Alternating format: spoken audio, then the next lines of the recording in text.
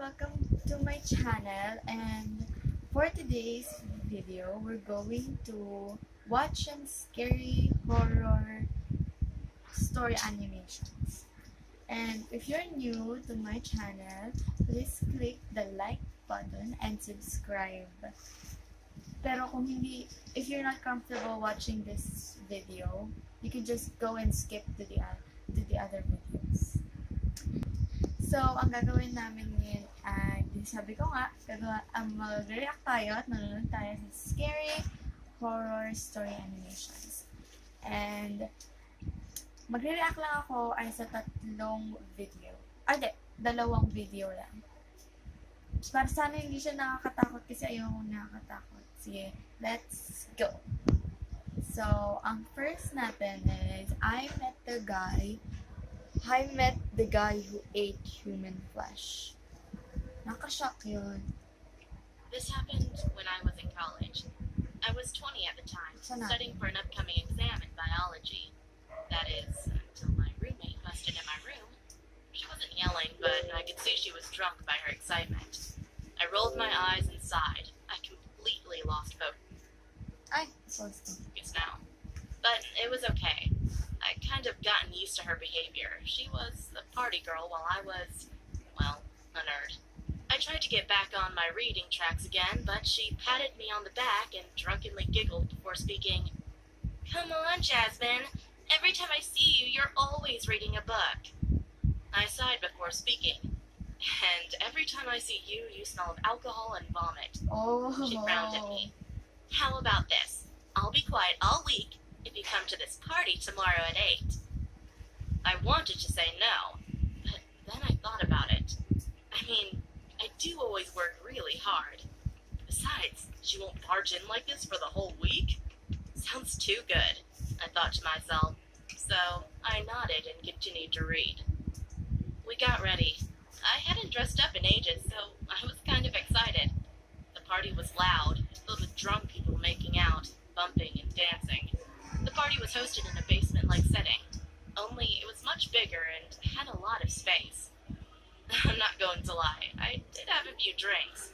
I wasn't drunk, but I was definitely tipsy. So, as my view became tilted, this guy comes out of nowhere and has small talk with me. He was fairly attractive. He didn't seem drunk. We met and exchanged names. From what I remember, he had red dyed hair and blue eyes. He was white and about 6 feet. His name was Luke. We laughed and talked about topics like studying and books and that kind of thing. The talking went on for about a half an hour. He then said, "Hey, I'm going to get another drink. Want anything?" And I said, "Why not? I mean, I'm having fun." So later on, he came back with drinks. And the next thing, sabi niya hindi siya nagpa-party. And sabi din niya, hindi siya ganun masyadong nagde-dress up. Pero tignan mo naman yung damit niya, labas yung likod. Mas wala pa atang mas inom siya ng inom. Parang party girl din siya. thing I remember, we were making out in the corner of the party room. Real. It was so quick, and then he asked me, "Want to go back to my place?" Which I politely declined. I already know what he wants. Besides, I needed to be on campus in the morning. "Come on, I promise it will be fun." I remember that he kept on trying to get me to go, but he gave up after I made it clear I wasn't interested in going to his place. He rolled his eyes angrily and gave me a paper with a number on it. "Fine. If you change your mind, give me a call." He leaned close to me and whispered against my ear. Then he walked out, and the rest of the night was a complete blank. The next day, I woke up inside my college bedroom, on my bed, next to my roommate snoring on her bed as well. As I got up to shower, a paper fell out of my pocket.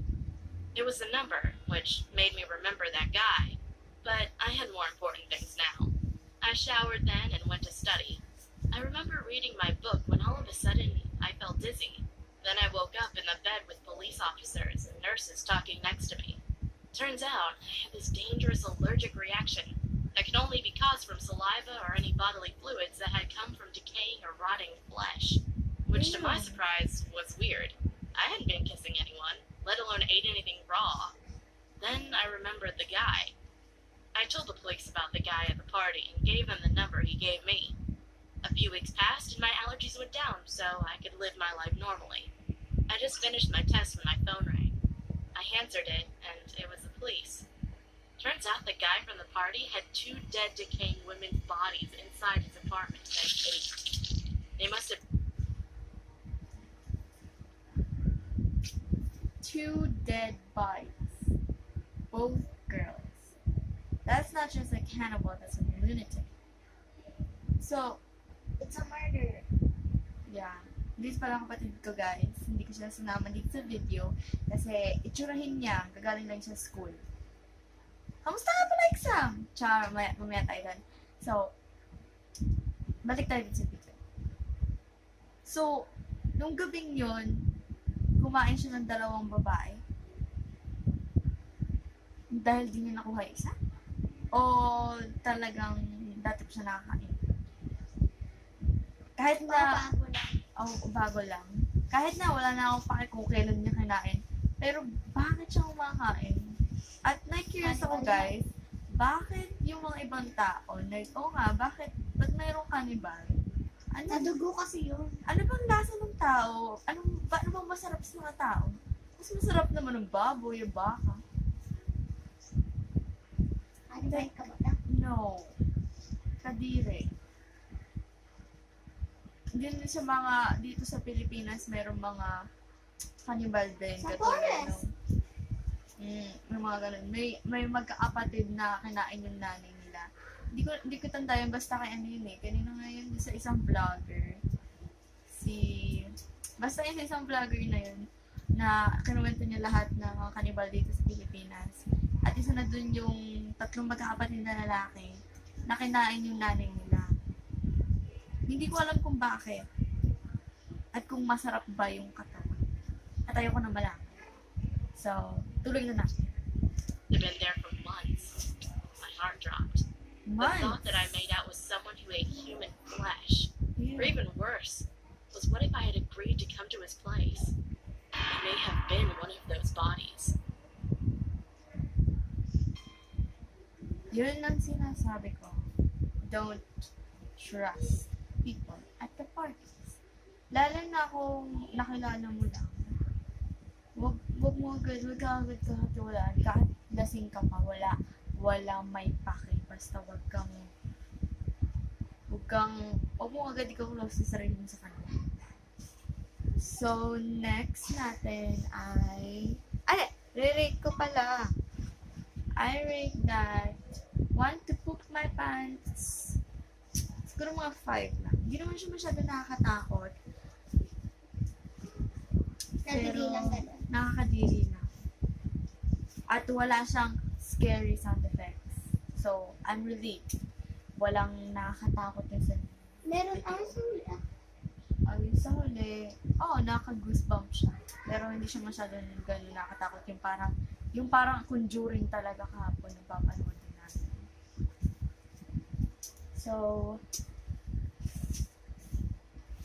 So, next natin ay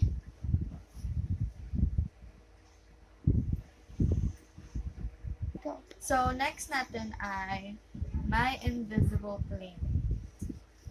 Invisible. Nakakita ka lang. Parang imaginary friend. When I was 8 years old, I didn't have any friends. My mom wouldn't allow me to play outside with the other kids in our neighborhood. I was always alone.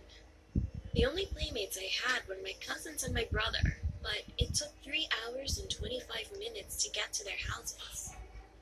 One day, my mom let me play outside with the kids in our neighborhood for the first time because she was going somewhere, maybe to work or to run errands.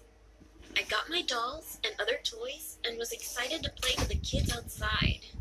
When I got there, no one wanted to play with me. The attempt was useless, but then someone approached me. He had puppy eyes and was cute. We quickly became playmates. Even though he was a boy, he would join me for tea parties with my dolls. He also invited me to play with him at his house. I was confused because Kahit bata ka, marirealize mo naman, di ba, na pag ang weird kasi wala nakikipaglaro sa'yo. Tapos biglang may isang bata lalapit sa'yo. Dugyutin yung itsura. Oo, pogi nga. Sabihin na natin pogi. Kung pogi nga, kung may puppy eyes nga. Pero dugyutin yung itsura, besh. Tapos biglang na lang lalapit sa'yo, may kipaglaro sa'yo. Don't judge a book by its cover. Hindi naman yun yung sinasabi ko. As in, nakaka-weird lang kasi yun. Oo, don't judge by a book by its cover. Pero, hindi ba nakaka-weird pag may lumapit sa yung stranger na di mo kilala? Tapos may kipagkaibigan sa'yo.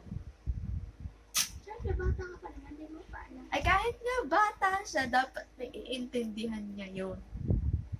Pati, weird kanina sinabing ang best friend lang niya yung mga pinsan niya, tsaka yung kapatid niya lalaki. Pero matagal pa, malayo pa daw yung bahay nung mga pinsan niya. So, hindi niya kasama yung kapatid niyang lalaki. So, ano yun? Naghiwalay sila? Mali mo dun, dyan lang nag-aaral yung babae. So, iniwan nung nanay? Hindi, kasama naman na nanay. Tuloy na nga natin. As his house looked old and abandoned, like it hadn't been cleaned up for almost 12 years. We decided to go play in his garden. When we got there, I puked. I didn't know why at the time, but for some reason, I was For some reason, she was disgusted. Babae ba yun? For some reason, she was disgusted. Sorry guys, kailangan kong i-cut kasi nagkaroon ng ad. So, balik tayo sa sinabi niya. For some reason, she was disgusted for He didn't offer me water or anything. He just looked at me grinning and said, "Next time, you're going to sleep here too." 2 weeks after that upsetting experience, I went looking for him. A paper airplane flew to me out of nowhere. I picked it up, and when I opened it, I was shocked, scared, and sad. It was a newspaper clipping. The boy that I played with went missing 9 years ago. I ran to my bedroom, and I saw a shadow through my window. I looked at it closely, and it was the boy. He was smiling. Today, I'm 19 years old, and I still remember that part of my childhood so clearly.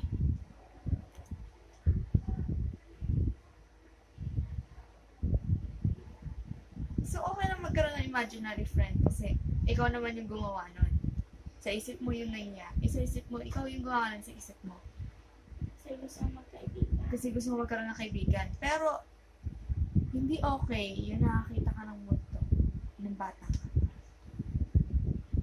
So, nangyari, 9 years pala nawawala pa yung bata. Pero mas nakita niya, nakipaglaro siya. So, walang information na binigay. Don't play with a stranger. Yes. Don't play with a stranger. Kahit pogi pa yan, kahit maganda pa yan, Diyos ko, huwag kang may kipaglaro. Kahit bata ka, mag-isip naman tayo. Huwag tayong B.O.B.O. So, 1 to poop my pants. 8. No one's to put my pants. 8. 1 to poop my pants, ibig sabihin nun ay scale of 1 hanggang sa napatay na ako sa short ko. Kadiri naman. Ay, kasi, pag takot na takot ka na, papatay ka na sa short mo, ganun kasi yun. So, Hindi ako gano'n. Naihi lang Ako- nasa dido pa siyang naihi siya. So, 1 to poop my pants, 8. Nakakatakot yun. Yung, okay lang kasi magkaroon ng imaginary friend kasi galing naman yun sa ano mo sa imagination mo. Pero, ang hindi okay, yung hindi ikaw yung gumawa. Yung mismong multo na yung lalapit sa'yo. Maraming paranormal activities na nangyari sa akin. Pero, kahit minsan, hindi ako natakot sa mga ganyan. Pero pag ako sinabihan akong takot, aamin ako, takot ako. Hindi ako yung papakatapang na pag sinabihan akong takot, hindi ako takot. Basta, takot ako. Ganun na yun. So, next natin ay Man who escaped from prison broke into my house. Lastly, One day, when I was about 6 or 7 years old, my mom had gone to my older sister's recital in Georgia, and my dad was at work. He was a pilot for some airline. So she left me and my older brother, who was only 12 at the time, at the sitter's house, which was a few blocks away from my house. My sitter, who I'm gonna call Bev, was 19, and she was pretty much the best kind of sitter to a 6 to 7-year-old boy could ask for. She'd let us play games and stay up watching TV, as long as we didn't bother her while she was on the phone with her boyfriend. Good We deal. were watching TV, and we could hear something scratching the pan. Alam mo yung nakakatawa dito, yung pare-parehas sila ng itsura ng hoodies. Pero magkakaiba lang ng kulay. tapos yung mga mata. Tapos yung mga mata, Mukha. magkakapare-parehas sila. Handling on the side of the house. Naturally, we blew it off as a stray animal, so we continued watching TV. About 30 minutes to an hour later, Bev ran into the living room and locked the front door and shut the blinds. We were curious as to what she was doing. Me and my brother, being kids, got scared and started crying. Then Bev said everything would be okay. It would. Alam nyo, ganito yung kapatid ko nung one time. Gabi yun eh. Walang bantay sa baba. Tapos yung tito ko, dun sa kabila natutulog na. Tsaka si mami nandito. Ay, mag-isa lang kami sa kwarto, nakabukas yung pinto. May narinig kami sa baba. Tapos, Daddy! Nakakasura, nag-vlog ako! Nag-vlog ako. Kita ko na yung anino mo. Saka sa bintana may parang nakinig kami kumato. Oo, sa bintana may narinig kami kumato. Pati na-weirdohan pati ako kasi nag-chat yung mama ko sa akin. Sabi sa akin ay, sinaraduhan mo ba yung pinto? Kasi parang kanina pagbaba ko bukas. So ako, na-curious ako kasi, sinaraduhan ko naman. Pero ba't sinabi ni mama, nung bumaba siya Oo. bukas? Magkasama kami bukas sa bukas. O, bukas sa bukas daw. Tas So, na- biglang na-curious ako nung sinabi ni mami. Tapos, may narinig ako sa baba kung alam ko. Tapos, tinignan ko siya ninang parang, natutuwa. Parang tinatakot ko siya, ganun. Tinignan ko siya ng ganun. Tapos, biglang lumabas ako ng kwarto. Kinuha ko yung gunting namin dyan sa dyan sa drawer namin. Kasi may gunting kami dyan pang protection lang. Kinuha ko. Kasi siya natatakot na, paiyak na siya. Ayaw niya tumakbo dun sa kabila kasi natatakot daw siya lumabas ng kwarto. Sabi niya sa akin, Ate Lia, huwag ka na lumabas ng kwarto. Tapos tawang-tawa ako sa kanya. Nung bumaba naman ako, wala namang tao. And one time then guys, nung yung tita ko, naghahanap siya ng charger. Kasi nawawala daw ang charger. Diba tinulungan mo siya, tapos maganda din. Sabi pag ni mama ay, sige, lock niya yung pinto ha, kasi alis na daw sila. Pagkababa namin ni mami doon, hindi pa nakasara yung pinto. Sabi nung i-chinat ni mami, sabi, uy, ba't hindi sila naduwan? Sabi ni tita, nandun ka daw. O yun pa yun. Nandun daw ako sa baba, kaya hindi daw nila sinaraduhan kasi ang alam daw nila, sa baba daw ako. Hindi ako bumababa nun, te. Nasa taas lang ako, kahit tanong pa dito. Sa kapatid ko to, andito lang ako, nagsa-cellphone lang ako. Kaya nakaka-weird yun. Sabi nila, nandun daw ako sa baba. Is either namamalikmata sila, or is either akala nila ako yung si Alex. Or is either meron na talagang multo dito sa bahay natin. Tuloy na natin. Was just a peeping Tom. So she took us upstairs and we went to her parents' room with the Nintendo and some snacks. She said stay put and not to touch anything we didn't bring into the room. Not a minute later after she walked out of the room, we heard a loud crash and glass shattering in the room below us. The sicko had thrown a brick from the walkway through the guest bedroom window and managed to get in.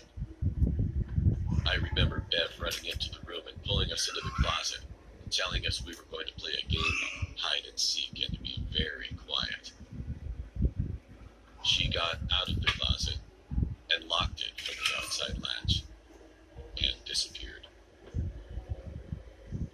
Several minutes passed and we could hear a grown man screaming, come out wherever you are. I only want to play. Then I heard what sounded like water running in the bathroom across from the closet. Then it shut off. And I heard Bev yelling something at the man. It was something like, the police are on their way. You better get out of my fucking house now. Nag-curse Then we could hear siya. loud, heavy footsteps sprinting out of the room, and then sirens wailing in the distance. Bev shrieked, and we heard a loud thud on the ground below us. Bev had managed to find an old wooden bat. As the man turned a corner to go out the front door, Bev swung the bat as hard as she could, knocking the man to the floor. Dazed, he got up and tried chasing her outside, but the cops had already arrived and tackled the man on sight. My mom came home immediately and took me, my brother, and Bev back to my house. A few years later, she explained that the man was a known sex offender and had escaped from Few prison. years? In the report, he was said to be carrying a rather large knife in his pocket and had a Saturday night special tucked away in the waist of his pants. So, in-explain lang nung nanay nung 18 na sila. Char. So, 1 to 10, 1 to poop your pants. Siguro mga 7.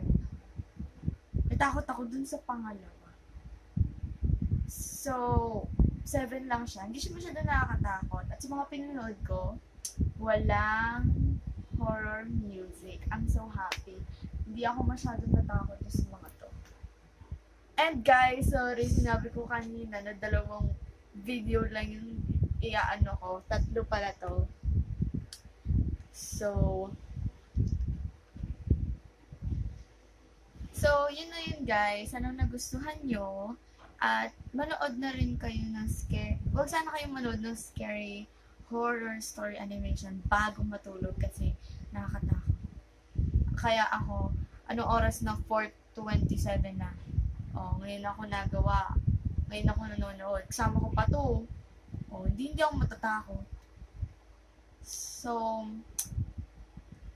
pag napanood niyo yung mga pinanood ko, i-rate niyo din sila 1 to poop your pants. Lagay niyo na lang sa comment kung 1 to scale 1 to 1 to poop your pants sa inyo. Guys, yung huling video, panoodin nyo sila sa YouTube. Kasi nakalimutan namin i-turn on yung camera niya. Oo, so hindi namin alam kung... Ay, hindi naman ako nag-post so okay lang. So, sana nagustuhan niyo itong video na to. Paki-like and subscribe na rin sa channel ko and comment na rin kung ano gusto niyo. Gusto niyo bang i-prank ko itong maliit na to?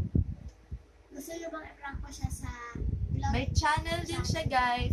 Please check out her channel. What's your channel name? Shanigo TV Vlog. Shanigo TV Vlog. Paki-subscribe, paki-like, and I-link down ko na lang sa description Yes. box. thank you guys. And bye-bye. Bye! Bye!